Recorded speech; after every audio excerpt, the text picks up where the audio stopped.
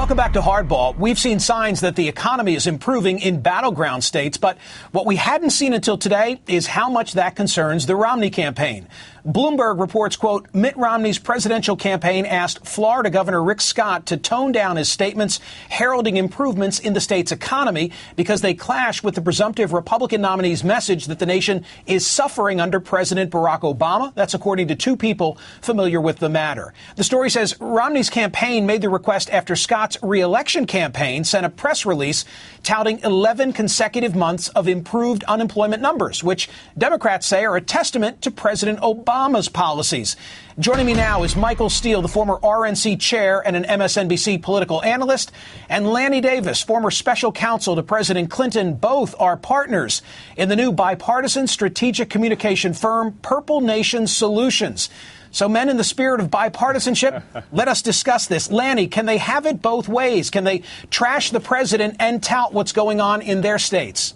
No, they can. I'm a little suspicious of an anonymous quotation from two people familiar with the situation. I've been a leaker myself, and I don't trust that sourcing by Bloomberg. But if that's what they said, I would say that the Republicans cannot have it both ways, and Governor Scott has a right to tout numbers. The ultimate reality is how people feel, not which is being touted or what the spin message is. And, Michael, not just any states. We're talking some critical swing states on this list, Florida chief among them. Well, you're absolutely right there, and I would disagree with Lanny on this point to the extent that, you know, a lot of this is less about what Obama has done or did and more about what the governor is doing and has done to turn his economy around in his state. I mean, you forget, the federal government doesn't run individual states. It's what the chief executive does, the policies they put into place when they come in the door to hit the ground running. And certainly Florida was very important, politically, but it was also important economically. And I think, the governor's done a number of things to help move that economy in the right direction. So I would agree to the extent that the sources are a little bit suspicious. Anyone who can't, man up, as if you will, and put their name to quotes like that, I'm a little bit suspicious about it. Let me give you both an example of what worries the Romney campaign. The Florida Republican Party released this ad praising Governor Scott's stewardship of the state economy in March. Across Florida, here's the news. Companies are hiring, expanding, putting more Floridians to work. Florida's unemployment rate continues to get better, now at a 3-year low. So what's changed? Governor Rick Scott's cutting the red tape, getting government off the backs of businesses. Over a dozen new pro-business initiatives passed by Governor Scott and Republican legislators. Florida's getting back to work.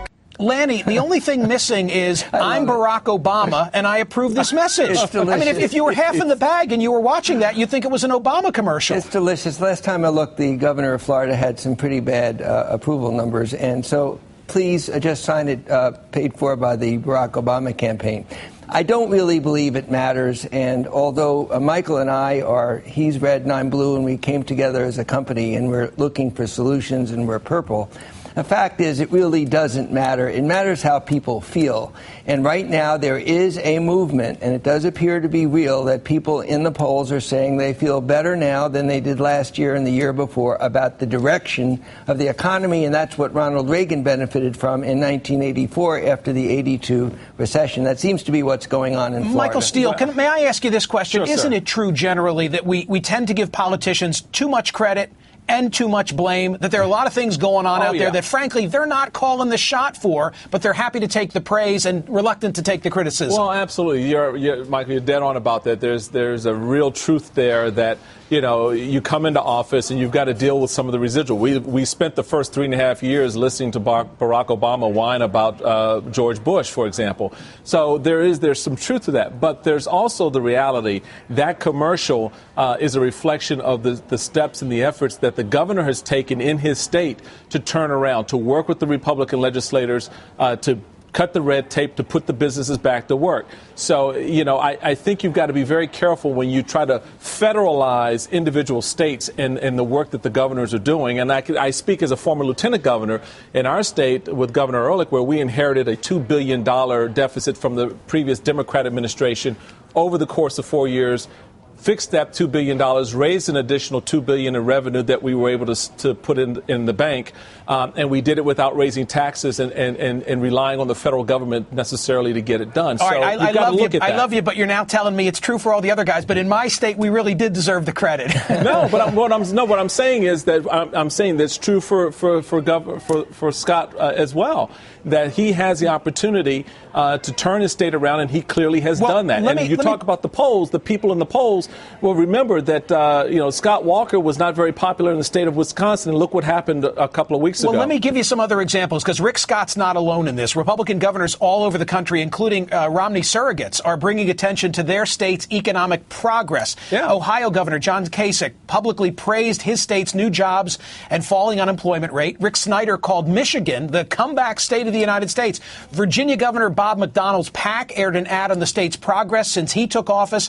And Wisconsin's Scott Walker, who you just mentioned, credited the state's improving economy for his win in the recall election. Could we just say it straight? I think Michael will agree with this, even though we're looking at it from different political perspectives.